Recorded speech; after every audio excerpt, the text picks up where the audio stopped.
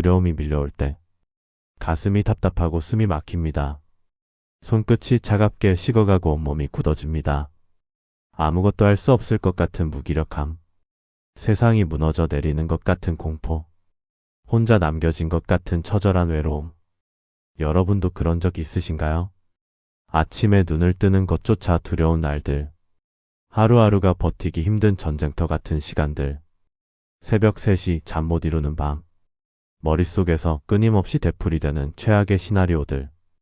만약에, 혹시라도 라는 생각이 영혼을 짓누릅니다. 병원 진단서를 받아든 순간의 그 공포, 통장 잔고를 확인할 때마다 심장이 내려앉는 그 절망, 관계가 깨지는 걸 지켜볼 수밖에 없는 그 무력감. 두려움은 단순한 감정이 아닙니다. 그것은 우리의 숨을 멎게 하고 기도를 막고 믿음을 흔듭니다. 마치 거대한 파도가 우리를 덮치듯 모든 것을 집어삼킬 것 같은 압박감을 줍니다. 그 두려움 속에서 기도마저 막혀버릴 때, 하나님이 정말 나를 보고 계시는지 의심이 들 때, 믿음이 무너지고 소망이 사라지는 그 자리에서 어쩌면 지금 이 순간에도 여러분은 그런 두려움과 싸우고 계실지 모릅니다. 미래가 불확실해서 과거의 상처가 반복될까봐 내 능력으로 감당할 수 없는 문제 앞에서 떨고 계실지 모릅니다. 하지만 오늘 제가 여러분께 전하고 싶은 소식이 있습니다. 두려움 한복판에서도 하나님은 역사하신다는 것입니다. 그 어둠 속에서도 하나님의 음성은 들린다는 것입니다. 오늘 우리는 함께 기도할 것입니다. 두려움을 용기로 바꾸시는 하나님 앞에 나아갈 것입니다. 여러분의 그 떨리는 마음, 무너진 믿음, 흔들리는 영혼을 하나님께 올려드릴 것입니다. 이 기도를 통해 여러분은 경험하게 될 것입니다. 두려움이 사라지는 것이 아니라 두려움보다 더 큰 하나님을 만나게 되는 것을, 문제가 해결되는 것이 아니라 문제보다 더 크신 하나님의 능력을 붙잡게 되는 것을. 지금부터 함께 기도하시겠습니까? 여러분의 두려움을 하나님께 내려놓고 그분의 용기를 받아 안으시겠습니까? 만군의 하나님, 전능하신 하나님, 내일이 두렵습니다. 다가올 미래가 불안합니다. 무엇이 일어날지 알 수 없는 불확실함 속에서 제 마음은 흔들립니다. 아침에 눈을 뜨면 가슴부터 답답합니다. 오늘 하루를 어떻게 버텨야 할지, 내일은 또 어떤 일이 일어날지 그 생각만으로도 숨이 막힙니다. 직장에서의 미래가 불안합니다. 이 일을 계속할 수 있을지, 혹시 언제 잘릴지 모른다는 불안감이 저를 짓누릅니다. 자녀들의 미래도 걱정입니다. 이 험한 세상에서 우리 아이들이 잘 살아갈 수 있을지, 부모로서 제대로 준비시켜주고 있는지 자책감이 듭니다. 하나님, 주님께서 말씀하셨습니다. 그러므로 내일을 위하여 염려하지 말라. 내일일은 내일이 염려할 것이요 한날의 괴로움은 그 날로 족하니라. 마태복음 6장 34절. 주님, 이 말씀의 의미를 깨닫게 하여 주옵소서. 예수님께서 산상수훈에서 이 말씀을 하실 때 제자들도 우리와 같은 불안 속에 있었습니다. 로마의 압제 아래 불확실한 미래 앞에서 떨고 있던 그들에게 주님은 말씀하셨습니다. 내일을 염려하지 말라고. 오늘 하루를 충실히 살라고. 이 말씀은 무책임하게 미래를 준비하지 말라는 뜻이 아닙니다. 오히려 미래를 주관하시는 하나님을 신뢰하면서 오늘의 최선을 다하라는 의미입니다. 염려는 우리의 힘으로 미래를 통제하려는 교만이지만, 신뢰는 하나님께 미래를 맡기는 겸손입니다. 하나님, 제가 이 말씀을 어떻게 실천할 수 있을까요? 아침에 눈을 뜰 때마다 오늘 하루 하나님께서 주신 이 하루만 감사히 살겠습니다 라고 고백하게 하옵소서. 미래에 대한 걱정이 밀려올 때마다 하나님, 제 미래를 주님께 맡깁니다 라고 기도하게 하옵소서. 제가 아는 한 자매님이 계십니다. 남편이 갑자기 사업에 실패하고 빚더미에 앉았을 때 그분은 미래가 너무 두려웠다고 합니다. 아이들 학비는 어떻게 하나, 집은 지킬 수 있을까, 그런 생각에 밤마다 눈물로 베개를 적셨다고 합니다. 그런데 어느 날 새벽 이 말씀을 붙잡고 기도하며 깨달았다고 합니다. 하나님께서 오늘 하루의 양식을 주실 것을 믿고 오늘만 최선을 다해 살기로 결심했다고 합니다. 그렇게 하루하루를 살아가는데 어느새 3년이 지나고 빚을 다 갚았다고 합니다. 미래를 염려하느라 오늘을 낭비하는 대신 오늘에 충실하며 하나님을 신뢰했을 때 하나님께서 미래를 책임져 주셨다는 것입니다. 하나님, 저도 그렇게 살고 싶습니다. 미래를 염려하며 오늘을 잃어버리는 어리석음에서 벗어나게 하옵소서. 오늘 하루 하나님과 동행하며 주님께서 주시는 평안 속에서 살아가게 하옵소서. 제 미래는 제 손에 있지 않습니다. 하나님의 손에 있습니다. 그 손은 저를 버리지 않으시고 끝까지 책임지실 것을 믿습니다. 치유하시는 하나님, 상처 입은 마음을 싸매시는 하나님, 과거가 저를 붙잡고 놓아주지 않습니다. 지나간 일인데도 자꾸만 떠오릅니다. 그때 그 상처, 그때 그 아픔이 현재의 저를 두렵게 만듭니다. 또다시 그런 일이 반복될까 봐 두렵습니다. 또다시 배신당할까 봐, 또다시 버림받을까 봐, 또다시 상처받을까 봐 사람들과의 관계조차 피하게 됩니다. 과거의 실패가 너무 커서 새로운 시도를 할 용기가 나지 않습니다. 어린 시절 받은 상처들이 아직도 생생합니다.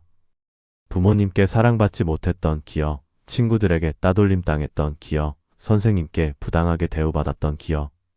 그 상처들이 지금도 제 마음속 깊은 곳에서 너는 사랑받을 가치가 없어라고 속삭입니다. 성인이 되어서도 마찬가지입니다. 배우자에게 배신당한 아픔, 직장에서 부당하게 해고당한 경험, 친구에게 뒤통수 맞은 상처. 그 기억들이 현재의 모든 관계를 의심하게 만듭니다. 하나님, 주님께서 선포하셨습니다. 여호와께서 마음이 상한 자를 고치시며 그들의 상처를 싸매시는도다. 시편 147편 3절. 주님, 이 말씀이 제게 임하게 하옵소서. 시편 기자는 바벨론 포로에서 돌아온 이스라엘 백성들의 상처를 보며 이 시를 썼습니다. 70년간의 포로 생활, 조국의 멸망, 성전의 파괴라는 엄청난 트라우마를 안고 살아가던 그들에게 하나님은 치유자로 오셨습니다. 마음이 상한 자라는 히브리어 표현은 심장이 산산조각 난 자를 의미합니다. 단순히 기분이 나쁜 정도가 아니라 존재 자체가 부서져 버린 상태를 말합니다. 바로 그런 우리를 하나님은 고치신다고 약속하십니다. 싸매시는 도다는 현재 진행형입니다. 과거에 한번 치유하신 것이 아니라 지금도 계속해서 싸매고 계신다는 의미입니다. 마치 의사가 환자의 상처를 정성스럽게 소독하고 약을 바르고 붕대로 감싸듯이 하나님께서는 우리의 마음의 상처를 계속해서 돌보신다는 것입니다. 하나님, 이 치유가 제게도 일어나게 하옵소서. 과거의 상처를 하나님께 내려놓습니다. 더 이상 제가 그 상처를 붙잡고 있지 않겠습니다. 주님께서 제 마음을 치유하시고 회복시켜 주실 것을 믿습니다. 한 형제님의 간증이 생각납니다. 어린 시절 아버지에게 심한 학대를 받으며 자랐습니다. 그 트라우마로 인해 성인이 되어서도 권위 있는 사람만 보면 주눅이 들고 직장 상사 앞에서 제대로 말도 못했다고 합니다. 결혼 생활도 힘들었습니다. 아내가 조금만 목소리를 높여도 어린 시절의 공포가 되살아나 패닉 상태가 되었다고 합니다. 그런데 어느 날 이 말씀을 붙잡고 기도하기 시작했습니다. 매일 새벽 하나님 앞에 나아가 하나님, 제 상처를 싸매주세요 라고 울며 기도했습니다. 처음에는 아무 변화가 없는 것 같았습니다. 그런데 몇 달이 지나자 조금씩 달라지기 시작했습니다. 과거의 기억이 떠올라도 예전처럼 공포에 사로잡히지 않게 되었습니다. 하나님께서 천천히 그러나 확실하게 그의 마음을 치유하고 계셨던 것입니다. 지금 그 형제님은 건강한 가정을 꾸리고 직장에서도 당당하게 일하고 있습니다. 과거가 완전히 사라진 것은 아닙니다. 하지만 그 상처가 더 이상 그를 지배하지 못합니다. 하나님께서 그 상처 위에 치유의 은혜를 부어주셨기 때문입니다. 하나님, 저에게도 이런 치유를 허락하여 주옵소서. 과거의 상처로 인한 두려움에서 벗어나게 하옵소서. 주님의 사랑이 제 마음의 상처를 완전히 치유하실 것을 믿습니다. 엘샤다이 전능하신 하나님, 공급하시는 하나님, 돈 걱정이 저를 잠 못 이루게 합니다. 통장 잔고를 확인할 때마다 심장이 내려앉습니다. 이번 달 카드값은 어떻게 내야 할지, 다음 달 월세는 또 어떻게 해야 할지 막막합니다. 아이들 학원비, 병원비, 생활비 하나하나 계산해보면 수입보다 지출이 많습니다. 빚은 점점 늘어가고 저축은커녕 당장 이번 달을 버티기도 힘듭니다. 사업이 잘 안됩니다. 열심히 일해도 수입은 늘지 않고 경쟁은 갈수록 치열해집니다. 직장도 불안합니다. 언제 구조조정의 칼날이 제게 향할지 모른다는 두려움이 항상 있습니다. 하나님께 11조도 제대로 드리지 못합니다. 헌금하고 싶어도 현실이 너무 팍팍해서 주저하게 됩니다. 믿음으로 드려야 한다는 것은 아는데 막상 통장 잔고를 보면 두려움이 앞섭니다. 하나님, 주님께서 약속하셨습니다. 너희는 먼저 그의 나라와 그의 의를 구하라. 그리하면 이 모든 것을 너희에게 더하시리라. 마태복음 6장 33절. 주님, 이 말씀을 진심으로 믿고 싶습니다. 예수님께서 이 말씀을 하신 맥락을 보면 바로 앞에서 무엇을 먹을까, 무엇을 마실까, 무엇을 입을까 염려하지 말라고 하셨습니다. 경제적 염려에 빠진 제자들에게 주신 말씀입니다. 먼저 구하라는 것은 우선순위의 문제입니다. 돈을 구하지 말라는 것이 아니라 하나님의 나라를 첫째로 놓으라는 것입니다. 그러면 이 모든 것을 더하신다는 약속입니다. 더하신다는 헬라어 표현은 덧셈으로 추가하신다는 의미입니다. 우리가 하나님 나라를 구할 때 하나님께서 필요한 것들을 보너스로 주신다는 것입니다. 하나님, 이 원리를 제 삶에 적용하고 싶습니다. 경제적 불안이 밀려올 때마다 하나님, 주의 나라를 먼저 구합니다 라고 고백하게 하옵소서. 돈을 숭배하는 대신 하나님을 예배하며 재물을 의지하는 대신 하나님을 의지하게 하옵소서. 11조를 드릴 때 두려움이 아니라 믿음으로 드리게 하옵소서. 헌금은 잃어버리는 것이 아니라 하늘 창고에 저축하는 것임을 믿게 하옵소서. 한 집사님의 이야기가 생각납니다. 사업이 어려워져서 직원들 월급도 제때 주기 힘든 상황이었습니다. 그런데 주일날 교회에서 선교 헌금을 하는데 성령님께서 강하게 마음에 감동을 주셨다고 합니다. 통장에 남은 마지막 돈이었습니다. 그 돈으로 직원 월급 일부라도 줘야 하는데 헌금으로 드려야 할지 고민이 되었습니다. 결국 믿음으로 그 돈을 헌금했습니다. 집으로 돌아오는 길에 후회가 밀려왔습니다. 내가 왜 그랬을까? 직원들한테 뭐라고 말하지? 그런데 월요일 아침 오랫동안 연락이 없던 거래처에서 전화가 왔습니다. 큰 주문이 들어왔고 계약금으로 상당한 금액이 입금되었습니다. 직원 월급뿐만 아니라 밀린 비용까지 다 해결할 수 있는 금액이었습니다. 하나님께서 먼저 그의 나라를 구한 그에게 이 모든 것을 더하여 주신 것입니다. 그날 이후 그 집사님은 어떤 경제적 어려움 속에서도 하나님을 먼저 구하는 것을 원칙으로 삼았다고 합니다. 그리고 하나님께서는 한 번도 그를 실망시키지 않으셨다고 합니다. 하나님, 저도 그런 믿음을 갖고 싶습니다. 경제적 불안 속에서도 주님을 신뢰하며 주의 나라를 먼저 구하는 삶을 살게 하옵소서. 주님은 공급하시는 하나님이심을 믿습니다. 화평의 하나님, 관계를 회복시키시는 하나님, 관계가 무너지고 있습니다. 배우자와의 관계가 차갑게 식어가고 있습니다. 자녀와의 소통이 단절되어 있습니다. 부모님과의 관계가 상처투성이입니다. 친구들과도 점점 멀어지고 있습니다. 사랑했던 사람이 이제는 낯설게 느껴집니다. 같은 공간에 있어도 마음은 천리 바뀝니다. 말을 걸고 싶어도 거절당할까 봐 두렵습니다. 먼저 손 내밀었다가 또 상처받을까 봐 주저하게 됩니다. 이렇게 계속 가다가는 관계가 완전히 끊어지는 건 아닐까? 그 생각만으로도 가슴이 찢어집니다. 특히 가족관계의 파탄은 견디기 힘듭니다. 회복할 수 없는 지경까지 가버린 건 아닐까 두렵습니다. 하나님, 주님께서 말씀하셨습니다. 그러므로 누구든지 그리스도 안에 있으면 새로운 피조물이라 이전 것은 지나갔으니 보라 새 것이 되었도다. 고린도후서 5장 17절. 주님, 이 말씀이 제 관계에도 적용되기를 간절히 원합니다. 사도 바울은 고린도 교회의 분열과 갈등을 보며 이 편지를 썼습니다. 서로 고소하고 비난하며 원수처럼 지내던 성도들에게 그리스도 안에서 새로운 피조물이 되라고 권면했습니다. 새로운 피조물이라는 표현은 단순한 개선이 아니라 완전히 새롭게 창조됨을 의미합니다. 이전 것은 지나갔으니는 과거의 상처와 원망이 더 이상 현재를 지배하지 않는다는 뜻입니다.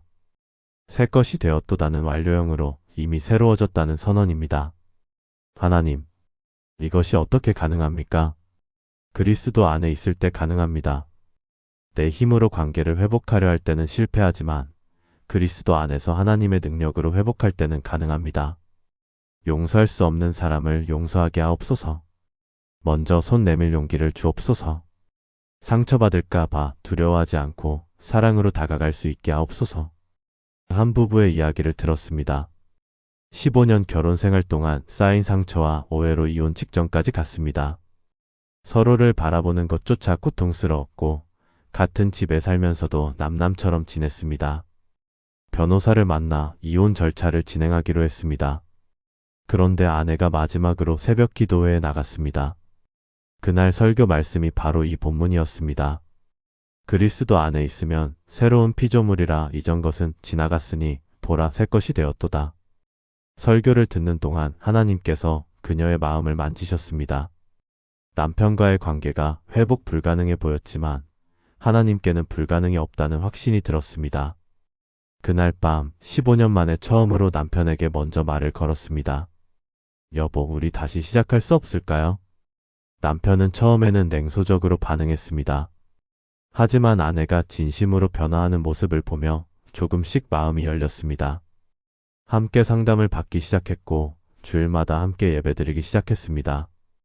6개월 후 그들은 결혼식을 다시 올렸습니다.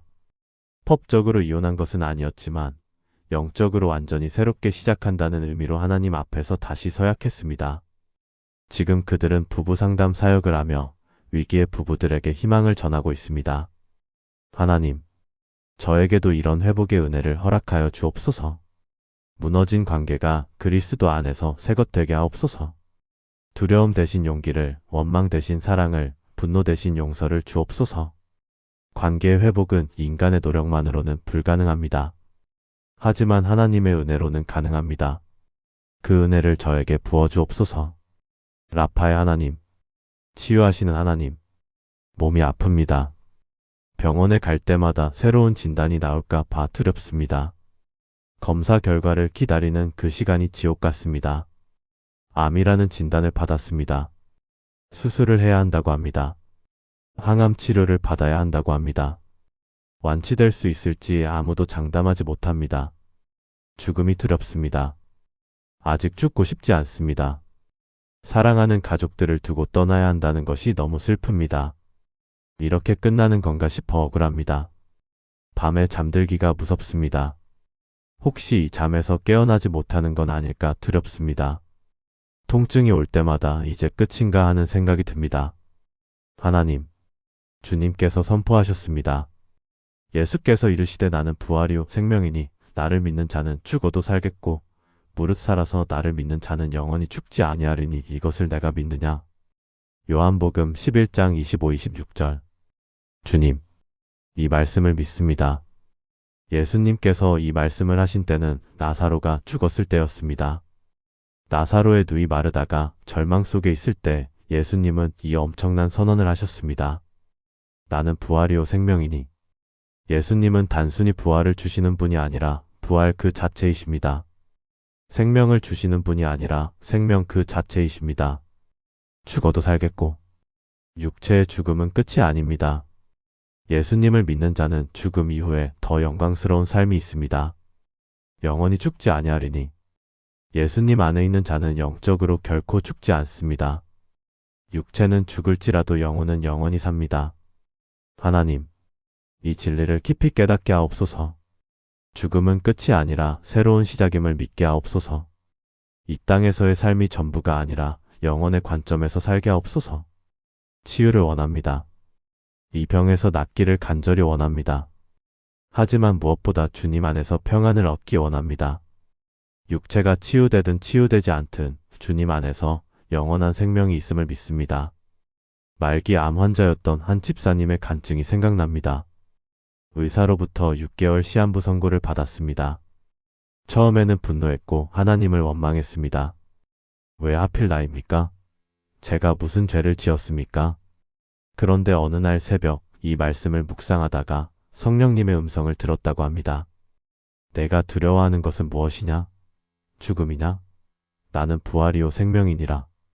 그 순간 깨달았다고 합니다. 자신이 두려워했던 것은 죽음이 아니라 죽음 이후의 불확실성이었다는 것을. 그런데 예수님 안에는 죽음 이후에 대한 확실한 약속이 있었습니다. 부활과 영생의 약속이 있었습니다. 그날 이후 그 집사님은 완전히 달라졌습니다. 죽음을 두려워하는 대신 남은 시간을 감사히 살기로 했습니다. 가족들에게 사랑을 표현하고 용서를 구하고 축복했습니다.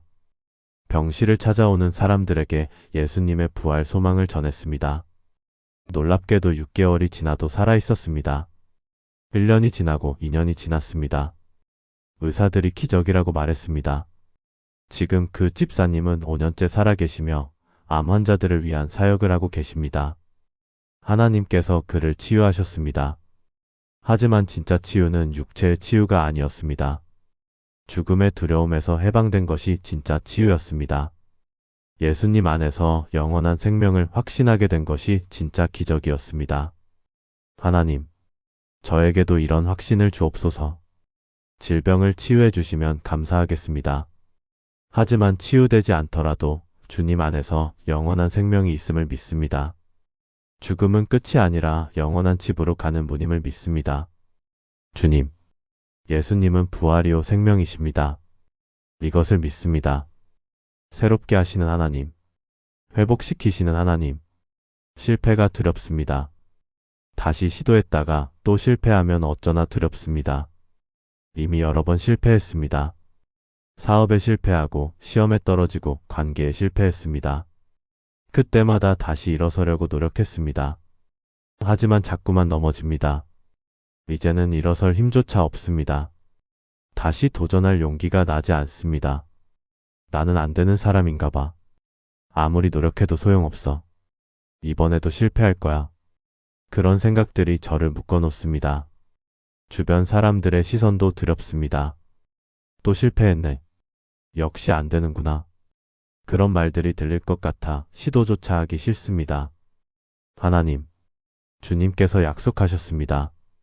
대저의인은 7번 넘어질지라도 다시 일어나려니와 악인은 재앙으로 말미암아 엎드러지느니라. 잠언 24장 16절. 주님, 이 말씀이 제게 큰 위로가 됩니다.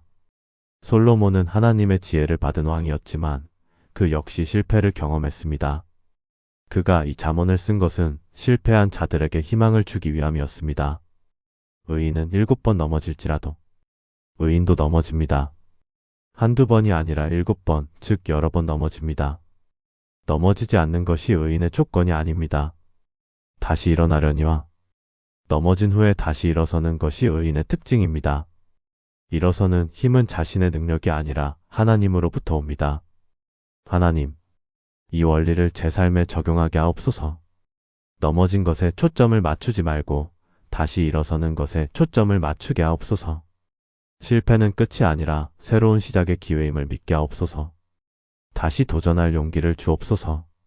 실패가 두려워 멈춰 서 있는 것보다 실패를 두려워하지 않고 계속 전진하는 것이 하나님께서 원하시는 삶임을 깨닫게 하옵소서. 한 청년의 이야기가 생각납니다. 공무원 시험을 준비했습니다. 1년, 2년, 3년. 계속 떨어졌습니다. 5번째 도전에서도 불합격했습니다. 주변에서는 포기하라고 했습니다. 부모님도 이제 그만하고 다른 일 찾아보라고 하셨습니다. 그 청년 스스로도 나는 안 되는구나라고 생각했습니다. 그런데 어느 날 새벽 기도회에서 이 말씀을 들었습니다. 의인은 7번 넘어질지라도 다시 일어나려니와 성령님께서 그의 마음에 말씀하셨습니다.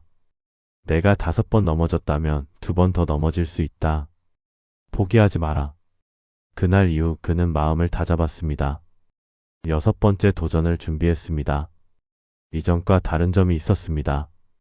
합격이 목표가 아니라 하나님께서 함께 하심을 경험하는 것이 목표가 되었습니다. 떨어져도 괜찮다는 마음이 생겼습니다. 하나님께서 다시 일으켜 주실 것을 믿었기 때문입니다. 6번째 시험. 또 떨어졌습니다. 하지만 이번에는 절망하지 않았습니다. 7번째 도전을 준비했습니다. 그리고 마침내 7번째 시험에서 합격했습니다. 7번 넘어졌지만 7번 일어섰고 결국 승리했습니다. 지금 그 청년은 공직자로서 하나님의 영광을 드러내며 살아가고 있습니다. 하나님, 저에게도 이런 불굴의 믿음을 주옵소서. 실패를 두려워하지 않고 넘어져도 다시 일어서는 용기를 주옵소서. 제 힘으로는 불가능하지만 주님께서 일으켜 주실 것을 믿습니다. 실패는 끝이 아닙니다. 다시 시작할 기회입니다. 주님과 함께라면 반드시 일어설 수 있습니다. 사랑의 하나님, 우리를 있는 그대로 받아주시는 하나님, 거절당하는 것이 두렵습니다. 사람들 앞에 서는 것이 무섭습니다. 먼저 다가갔다가 거절당하면 어쩌나 두렵습니다. 어린 시절부터 거절당했습니다. 친구들에게 놀자고 했다가 싫어라는 말을 들었습니다. 좋아하는 사람에게 고백했다가 거절당했습니다. 면접을 봐도 떨어지고 지원을 해도 불합격입니다. 교회에서도 마찬가지입니다. 섬기고 싶어서 손을 들었는데 선택받지 못했습니다. 친하게 지내고 싶었는데 거리를 두는 것 같습니다. 사랑받고 싶은데 인정받지 못하는 것 같습니다. 나는 사랑받을 가치가 없는 사람인가? 나에게는 뭔가 문제가 있는 건가? 그런 생각들이 저를 점점 움츠러들게 만듭니다. 이제는 먼저 다가가지 않습니다. 거절당할까봐 두렵기 때문입니다. 사람들과 거리를 둡니다. 상처받지 않기 위해 먼저 마음의 벽을 쌓습니다. 하나님, 주님께서 선포하셨습니다. 내가 확신하노니 사망이나 생명이나 천사들이나 권세자들이나 현재일이나 장래일이나 능력이나 높음이나 깊음이나 다른 어떤 피조물이라도 우리를 우리 주 그리스도 예수 안에 있는 하나님의 사랑에서 끊을 수 없으리라. 로마서 8장 38-39절. 주님, 이 말씀이 얼마나 큰 위로인지 모릅니다. 사도 바울은 로마 교회 성도들에게 이 확신을 전했습니다. 당시 성도들은 극심한 박해를 받고 있었습니다. 거절당하는 수준이 아니라 생명의 위협을 받고 있었습니다. 그런 그들에게 바울은 내가 확신하노니라고 선포합니다. 이것은 단순한 희망이 아니라 절대적 확신입니다. 사망이나 생명이나 다른 어떤 피조물이라도 이 세상 그 어떤 것도 우리를 하나님의 사랑에서 끊을 수 없습니다. 사람들이 거절해도 세상이 거부해도 하나님의 사랑은 변하지 않습니다. 우리 주 그리스도 예수 안에 있는 하나님의 사랑. 이 사랑은 조건적이지 않습니다. 우리가 잘해서 받는 사랑이 아닙니다. 그리스도 예수 안에 있기만 하면 누리는 사랑입니다. 하나님, 이 사랑을 깊이 경험하게 하옵소서. 사람들의 거절이 아프지만 하나님의 사랑이 더 크다는 것을 알게 하옵소서. 세상이 나를 받아주지 않아도 하나님께서는 나를 있는 그대로 받아주신다는 것을 믿게 하옵소서. 사람들의 인정을 구하느라 지친 제 마음을 치유해 주옵소서. 하나님의 사랑만으로도 충분하다는 것을 깨닫게 하옵소서. 한 자매님의 간증이 생각납니다. 어린 시절 입양되었습니다. 친부모에게 버림받았다는 생각에 평생 상처를 안고 살았습니다. 누가 조금만 거절해도 역시 나는 사랑받을 가치가 없구나라고 생각했습니다. 결혼해서도 남편의 사랑을 의심했습니다. 언젠가는 나를 버릴 거야. 그런 두려움 때문에 남편을 계속 시험했습니다. 관계는 점점 악화되었고 결국 이혼 위기까지 갔습니다. 그때 교회 전도사님이 이 말씀을 나눠주셨습니다. 그 어떤 것도 우리를 하나님의 사랑에서 끊을 수 없다. 그날 밤 그녀는 엉엉 울었습니다. 친부모가 버렸어도 하나님은 버리지 않으셨다는 것. 사람들이 거절해도 하나님은 결코 거절하지 않으신다는 것. 그녀가 찾던 사랑은 사람에게서 오는 것이 아니라 하나님으로부터 온다는 것. 그날 이후 그녀의 삶이 변했습니다. 사람들의 인정을 구하느라 애쓰지 않게 되었습니다. 하나님의 사랑이 충분하다는 것을 알았기 때문입니다. 먼저 다가가는 것도 두렵지 않았습니다. 거절당해도 괜찮다는 것을 알았기 때문입니다. 남편과의 관계도 회복되었습니다. 남편의 사랑을 의심하며 시험하는 대신 있는 그대로 받아들이게 되었습니다. 지금 그들은 건강한 가정을 이루고 입양 가정을 돕는 사역을 하고 계십니다. 하나님, 저에게도 이런 치유를 허락하여 주옵소서. 거절당할 것에 대한 두려움에서 벗어나게 하옵소서. 하나님의 사랑이 충분하다는 것을 깨닫게 하옵소서. 사람들이 저를 거절할 수 있습니다. 하지만 하나님은 절대 거절하지 않으십니다. 그 사랑 안에서 자유함을 누리게 하옵소서. 인도하시는 하나님, 길을 예비하시는 하나님, 변화가 두렵습니다. 익숙한 것을 떠나야 한다는 것이 무섭습니다. 새로운 환경, 새로운 사람들, 새로운 도전 앞에서 주저하게 됩니다. 이직을 해야 할 것 같은데 결정을 못 내리고 있습니다. 이사를 가야 하는데 두렵습니다. 새로운 사역을 시작해야 하는데 용기가 나지 않습니다. 지금이 불편해도 익숙해. 새로운 곳에 가면 적응 못하면 어쩌지? 실패하면 어떡하지? 그런 생각들이 저를 현재에 붙잡아 놓습니다. 하나님께서 새로운 길로 인도하시는 것 같은데도 순종하지 못합니다. 두려움이 순종을 가로막습니다. 믿음보다 불안이 더 크게 느껴집니다. 하나님, 주님께서 말씀하셨습니다. 여호와께서 아브라함에게 이르시되 너는 너의 고향과 친척과 아버지의 집을 떠나 내가 내게 보여줄 땅으로 가라. 창세기 12장 1절. 주님, 이 말씀이 저에게도 주시는 말씀임을 믿습니다. 아브라함도 똑같은 두려움을 겪었을 것입니다. 75세의 나이에 고향을 떠나 어디로 갈지도 모르는 여행을 시작한다는 것. 얼마나 두려웠겠습니까? 너의 고향과 친척과 아버지의 집을 떠나 익숙한 모든 것을 떠나라는 명령입니다. 안전지대를 벗어나라는 것입니다. 내가 내게 보여줄 땅으로 가라.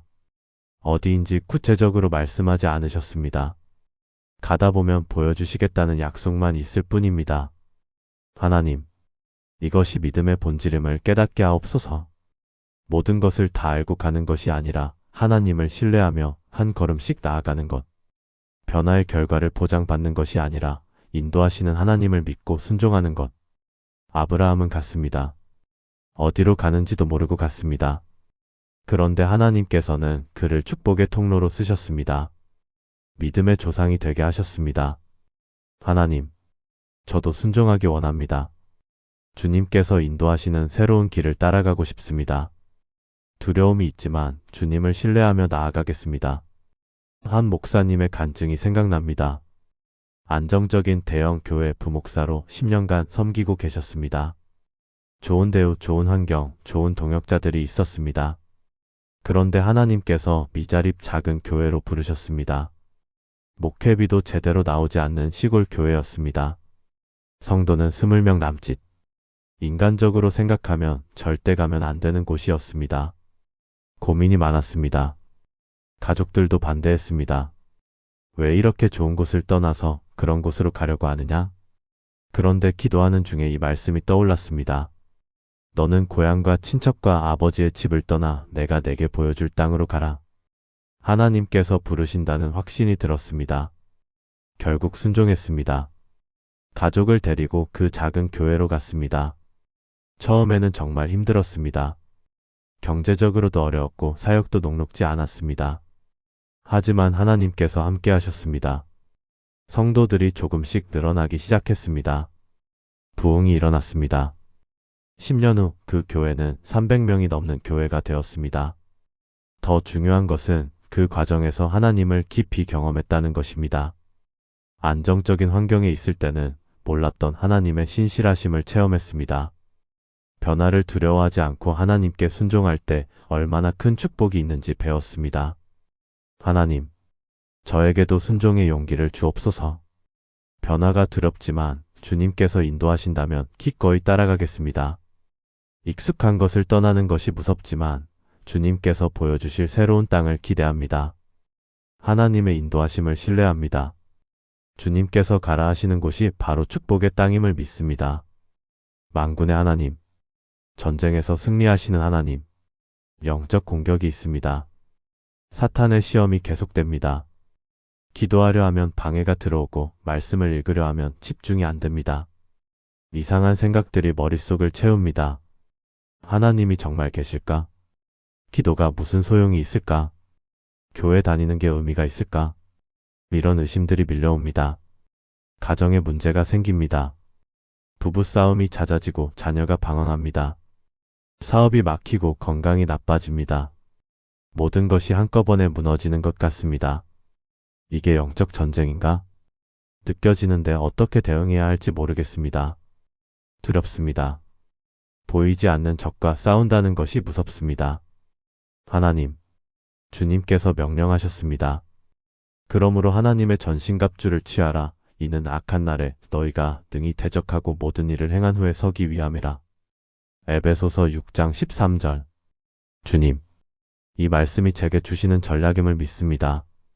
사도 바울은 에베소 교회 성도들에게 영적 전쟁의 실체를 가르쳤습니다. 우리의 싸움은 혈과 육을 상대하는 것이 아니라 영적 세력을 상대하는 것이라고 했습니다. 하나님의 전신갑주를 취하라. 우리 힘으로 싸울 수 없습니다. 하나님께서 주시는 영적 무장을 해야 합니다. 악한 날에 너희가 능히 대적하고 영적 공격이 있는 날에도 대적할 수 있습니다. 하나님의 갑주를 입으면 무너지지 않습니다. 모든 일을 행한 후에 서기 위함이라. 싸움이 끝난 후에도 여전히 서 있을 수 있습니다. 승리는 보장되어 있습니다. 하나님, 전신갑주를 입히소서. 진리의 허리띠, 의의 호심경, 평안의 복음의 신, 믿음의 방패, 구원의 투구, 성령의 검. 이 모든 것으로 저를 무장시켜 주옵소서. 말씀으로 무장하게 하옵소서. 기도로 깨어있게 하옵소서. 예수님의 이름의 권세를 사용하게 하옵소서. 한 집사님의 간증이 생각납니다. 사업이 잘 되던 중 갑자기 모든 것이 무너지기 시작했습니다. 거래처가 계약을 파기했고 직원들이 집단으로 퇴사했습니다. 가정에도 문제가 생겼습니다. 부부관계가 악화되고 아이가 학교에서 문제를 일으켰습니다. 처음에는 그저 불운이라고 생각했습니다. 하지만 기도하는 중에 깨달았습니다. 이것은 단순한 불운이 아니라 영적 공격이라는 것을. 사탄이 그의 믿음을 무너뜨리려고 총공격을 하고 있었던 것입니다. 그날부터 그는 전략을 바꿨습니다. 문제를 해결하려고 애쓰는 대신 먼저 영적 전쟁에 집중했습니다. 새벽마다 하나님의 전신갑주를 입는 기도를 했습니다. 하나님, 오늘 진리의 허리띠로 저를 무장시켜 주옵소서. 의의 호심경으로 제 마음을 지켜 주옵소서. 믿음의 방패로 원수의 모든 화전을 소멸시켜 주옵소서. 말씀을 암송했습니다. 원수가 거짓말로 공격할 때마다 말씀으로 대적했습니다. 예수님의 이름으로 기도하며 영적 권세를 선포했습니다. 놀라운 일이 일어났습니다. 한 달 만에 상황이 반전되기 시작했습니다. 새로운 거래처가 생겼고 더 좋은 직원들이 들어왔습니다. 가정에도 평안이 찾아왔습니다. 지금 그 집사님은 말합니다. 그때의 영적 전쟁이 제 믿음을 더 강하게 만들었습니다. 하나님의 전신갑주가 얼마나 강력한지 체험했습니다. 이제는 어떤 영적 공격이 와도 두렵지 않습니다. 하나님, 저에게도 이런 영적 담대함을 주옵소서. 보이지 않는 적이 두렵지만 하나님께서 함께 하심을 믿습니다. 전신갑주로 무장하여 영적 전쟁에서 승리하게 하옵소서. 사탄은 이미 패배했습니다. 십자가에서 승리하신 예수님의 권세로 우리도 승리합니다. 임재하시는 하나님, 결코 떠나지 않으시는 하나님, 하나님이 안 계신 것 같습니다. 기도해도 응답이 없습니다. 부르짖어도 침묵만 들립니다. 하나님 어디 계십니까? 왜 대답이 없으십니까? 저를 버리신 겁니까? 그런 질문들이 제 영혼을 짓누릅니다. 열심히 믿었습니다. 충성되게 섬겼습니다. 그런데 왜 하나님은 침묵하십니까? 왜 제 기도에 응답하지 않으십니까? 욥의 심정을 알 것 같습니다.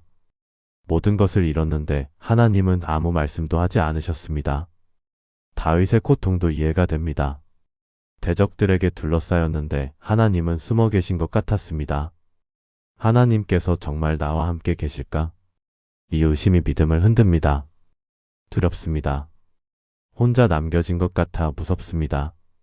하나님, 주님께서 약속하셨습니다. 내가 결코 너희를 버리지 아니하고 너희를 떠나지 아니하리라. 히브리서 13장 5절. 주님, 이 약속을 붙잡습니다. 히브리서 기자는 박해받는 성도들에게 이 위로의 말씀을 전했습니다. 하나님이 안 계신 것처럼 보이는 상황 속에서도 하나님은 여전히 계신다는 약속입니다. 결코 너희를 버리지 아니하고. 원문을 보면 이중 부정이 5번 반복됩니다.